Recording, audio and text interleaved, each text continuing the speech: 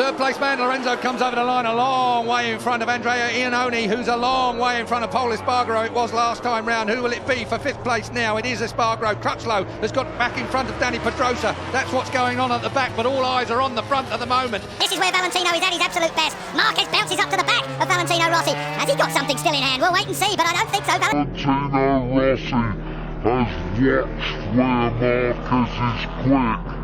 Through this double right-hander now, Valentino Rossi will turn on the M1. Dit heeft hij zich af. Ja, ik zit het eruit. Hij is hier voor me op je.